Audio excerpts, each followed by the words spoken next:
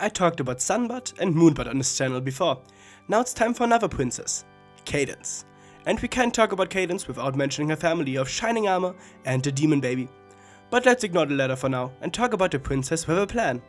Or not really a plan, I should say, at least at first. It doesn't paint a good picture to be kidnapped before your own wedding and be replaced by a power-hungry evil bitch.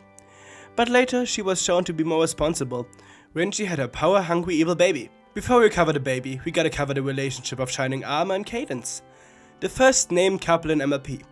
We had a few ones before that, but those were unnamed in the episode Hearts and Hoofs Day.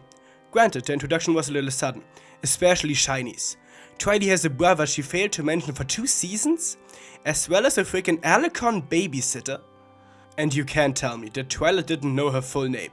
Twilight Sparkle, the pony who plans more than any other, doesn't know the full name of a babysitter? Unlikely if you ask me. But it's still awesome to see more romance in MLP.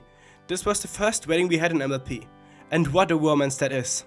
The power Chrysalis gets from Shining Armor's love implies that he has an incredible amount of adoration for his wife. A love one can only dream of. I mean, it has to be like that if it gave Chrissy enough power to beat Celestia. And it makes sense. The love for the Princess of Love is giant. And Cadance doesn't only receive lots of love, but gives out just as much. Twilight finds her in the caverns and they sing this their aria. This song alone is perfect representation of their love. She can't stand him marrying another who doesn't love her like she does.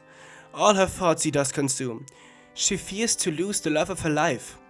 And when they get back together, their combined power can easily remove all the changelings from candlelit premises. Love is power, and love is in bloom. A beautiful bride and a handsome groom. Their romance is beautiful, especially if you know the comic backstory of it. Their first date faced so many hurdles, despite both of them having the hots for each other, a series of unfortunate circumstances. But in the end, they get through it, and with a little help of Twilight, got together. Yeah, Twilight is supporting them, but still is surprised when a Mia Moe Cadenza marries her brother. It's weird. If you want to know more about that, you can check out my comic overview of issue 11 and 12. In the end, they became the depiction of a perfect couple. Loving, always supporting each other, and the perfect team. So perfect that Celestia trusts them to take care of the Crystal Empire, as well as save it. Even alone, she proves to be incredibly powerful. Her spell alone is able to replace the Crystal Heart for a while. She seems to be on a similar power level to this age-old artifact, just lacking a bit in the stamina department. Sad that we rarely get to see that power. Cadance has a few more minor appearances, but the next important thing is the Demon Baby. I mean Flurry Heart. A baby is often the representation of a healthy relationship. A planned baby, that is. And despite all the annoyances she causes of being the quote-unquote first natural-born Alicon, in Equestria people, there's a difference. She's the symbol of the bond between the Princess of Love and the Captain of the Royal Guard. And she brings so much to their lives. Especially a lot of exhaustion. In a flurry of emotions, we meet them completely worn out from the challenges of parenting. This is why I love them. They don't only show the fun sides of love and parenting, but the real side of it being a responsibility and a very time and energy consuming effort. Not to mention money. Not that a princess has to worry about money. And even though it's difficult, they still love their daughter, which is a surprise for the entire fandom. But they really miss her. Everything reminds them of her. This shows how much parental love they have for their daughter. This daughter represents all sides of parenting and is together with her parents the most prominent family with a baby in MLP. The cakes may have come first, but they didn't stir up as much as the royal family. This baby is powerful though, and causes many problems. The crystalline alone is proof of that.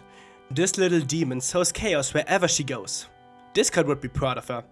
Destroying the Crystal Heart as the first real action we see from a pony definitely has negative consequences for her character.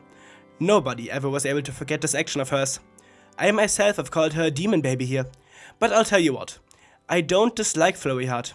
She was a good way to show more different types of families in the show. And I actually think she's cute.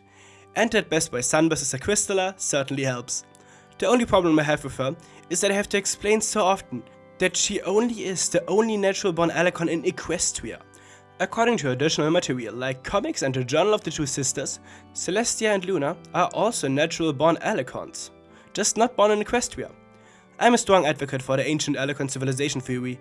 That's why I'm so set on this, and I'm happy to discuss this more in the comments or on Discord. In short, I really like this royal family. They are a perfect way to show how children, as well as parents, behave. They represent all kinds of love, and I really would have wished to see more of them.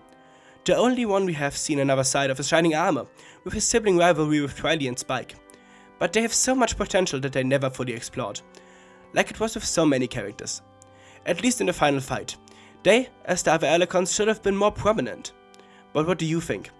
Do you have parents watching who can agree that Shiny and Katie represent you guys well? Let me know. Thanks to my patrons, especially to Maverick, and until next time. Fellow Bonies, Bonifellas, and bye!